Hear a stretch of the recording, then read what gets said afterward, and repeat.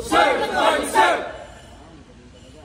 So, in behalf of our Director, Lieutenant Colonel Henry Pangay, yung pag-ipilitin namin, maraming salamat sa iyong response.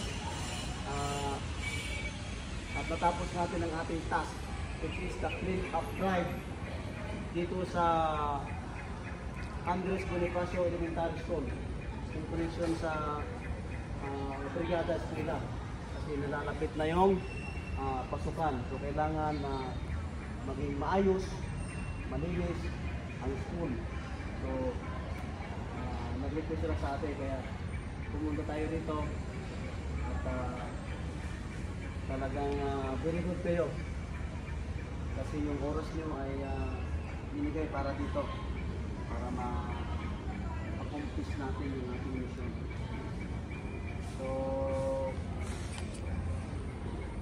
sa ating pag-uwi, ingatan tayo, always remember yung tinatawag natin na SFS, safety, focus, and supervise.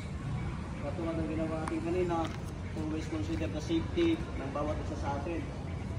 So, sa likod, naglinis tayo, masukal, consider natin na yan ay delikado, baka may ahas. So, salamat at walang nangyari sa atin.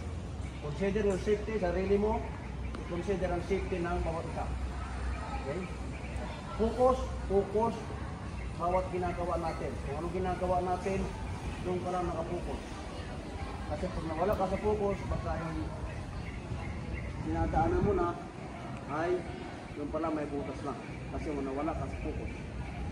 So safety, focus, panguli, supervise. Supervise ang sarili, bawat ginagawa, supervise mo yung kapwa mo, yung kasama mo. At baka hindi nalalaman ng isa, yung pala may malalaglag na ulo sa kanyang ulo o mga sanga. Ganun. Tandaan nyo, no? SFS. Ano yung SFS? Ano yung unang S? Safety. Ano yung unang S?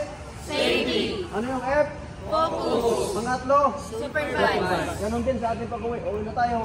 I-apply pa rin natin yung SFS. Para lagi tayong safe. So once again,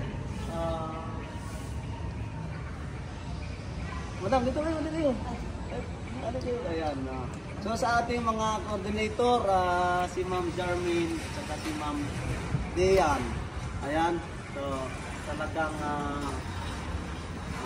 ito tayo pinabayaan, pinag-snack tayo. Pinag-snack kayo? Ayan. So maraming salamat sa snack, ha. Okay. So sige lang po, ma'am, if ever na magkaroon pa kayo ng ibang mga activities na kailangan po ang servisyo natin.